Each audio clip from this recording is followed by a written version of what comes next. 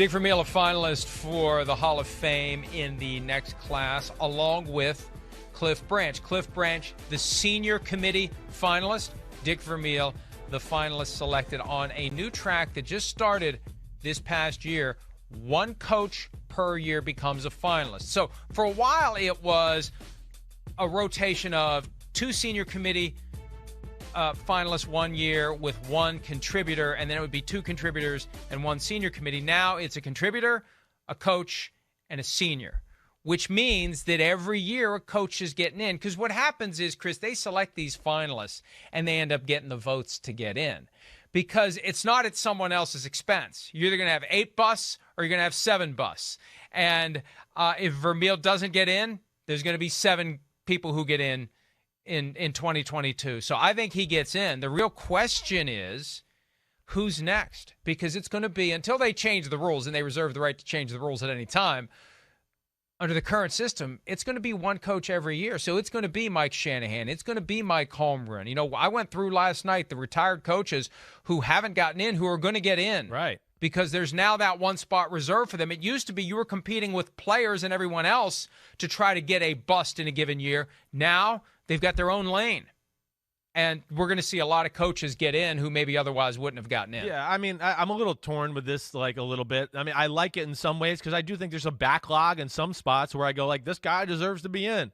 But it's probably going to lead to some, you know, people that are undeserving, at least in my opinion, getting in. Like, Shanahan and Holmgren should be in. I don't care if it's a coach's finalist or whatever. The damn guy that won 2 Super Bowls in the row. The other one won a Super Bowl, went to the Super Bowl the next year, and then took a franchise to the Super Bowl. Where I'm kind of a little excited about the rule to a degree, Mike, and maybe you're not with me here.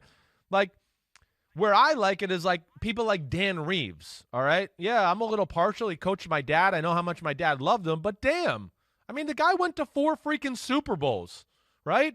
I don't, you know, 5 Super Bowls. 4 Super Bowls, but with 2 different franchises. 3 to 5. Yeah. Was it 5? Wait, what am I thinking of? It's 3 with the Broncos, 1 with the Falcons. It's 4 total Super Bowls. And 3 to 5. So that's where I think, like, he deserves to be in. Okay, he lost the Super Bowl. Damn, I don't know anybody else that brought a team there 4 times. Bud Grant's in. Other than him, right? Bud Grant's in without winning a Super Bowl. But yeah, and look, a couple other guys that we need to mention. Yeah. When we say Mike Shanahan, Mike Holmgren, Tom Coughlin, 2 Super Bowls. Sure. He's a no-brainer now. No doubt. He should have gotten in anyway. Exactly. He's a no-brainer now. Right. George Seifert's getting in at some point if they keep this one coach per year. He's got 2 Super Bowl wins. He coached for 12 years. He's fairly high up on the all-time win. I don't know why we – it's almost like Jimmy Johnson and Barry Switzer with Bill Walsh and George Seifert. Like, Seifert doesn't get credit for doing anything with the 49ers. I know. Because it's like, that's Bill Walsh. Right. No, George Seifert won 2 of the Super Bowls. So, yeah, we got to give him some credit. 2 Super Bowls. 1 was a blowout. The next year, I mean, they were the best team in football, and the Giants played an unbelievable game in the NFC Championship to beat them. Then they went to all those NFC Championship games, and, yeah, they lost to the Cowboys. Okay. I mean, that might have been the most talented team in history of football, that Cowboy team. So it's like, okay, but then they won another Super Bowl. I'm with you. He gets, like, forgotten because of what was there already, and I want to be like, you know, it's not always easy to just take it over, and the train keeps rolling at the same pace it was when the guy left. That's not an easy thing to do. You rarely see that, if ever. So, yeah, I'm with you there. George Seifert, like, another one, I look at him, Holmgren, Shanahan, Coughlin, like you said, like, they deserve to be in. I don't care what damn wrinkle the Hall of Fame puts in there to get these guys in. Don Coryell will find his way in at some point. He's gotten close in the past. Yeah. I think that at some point Those guys, will be his year. That'll help him. Marty right. Schottenheimer is a guy that may get serious consideration at some point. A guy like a Chuck Knox at some point. If there's going to be one per year, and again, they'll change the rules whenever they feel like changing the rules. It's one of the problems I have at the Hall of Fame, quite frankly. They change the rules too much to suit whatever agenda they're trying to advance at any given time. But if it's one coach per year, you're going to have plenty of guys get in who maybe never even would have gotten onto the porch, much less knocking on the door. Let's spin it forward before we take a break. Cool. Okay, current guys that are no-brainers. Here's my list of current no-brainers. Okay. Belichick Andy Reid, right, John Harbaugh, right, Pete Carroll, Mike Tomlin, Sean Payton. I think those 6 are getting in, especially if this rule stays in place 20, 30 years into the future.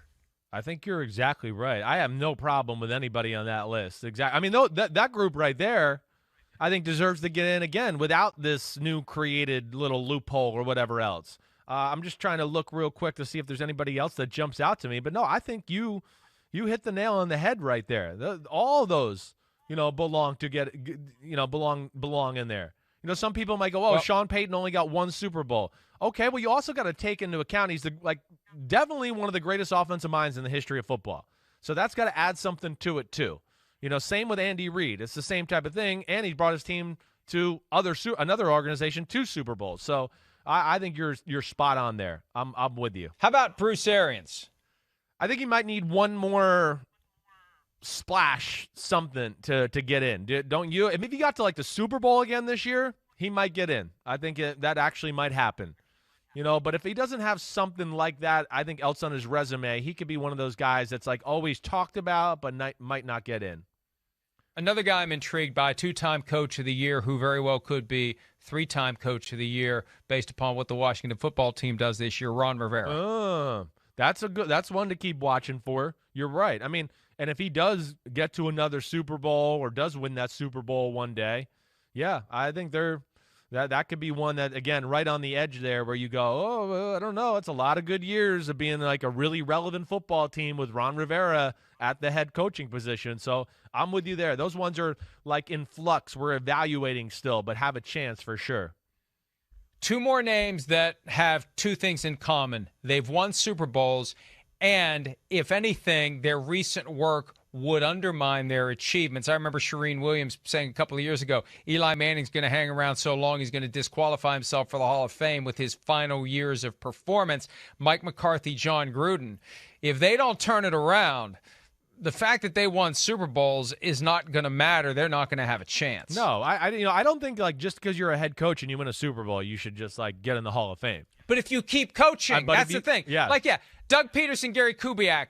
Right. Sorry, it's not happening. Right. But if you continue to coach for 10, 15, 20 years after that, yes, but you're just kind of average, I don't think that's going to help you get in. I'm with you. I don't think so either. Legends of the sport, but I don't think they actually get in to be Hall of Famers. That's right. Those 2 guys you mentioned there, they need something else on there to put them, push them over the hump and to finally get in the Hall of Fame. And 2 young guys, although they're not that young anymore, who are on track if they don't get burned out and if they hang around and keep achieving at a high level, your guy Kyle Shanahan and Sean McVeigh. Yeah, right. The fact that they're head-to-head every year does not help their case, but I think the key for both of them, can they continue to go, or is somebody going to make McVeigh, or Kyle for that matter, an offer he can't refuse to go work in a booth and make as much money with 0 stress? All right, let's take a break. Hi, I'm Mike Tirico, and thanks for watching. Make sure to hit subscribe for the latest news and highlights from NBC Sports.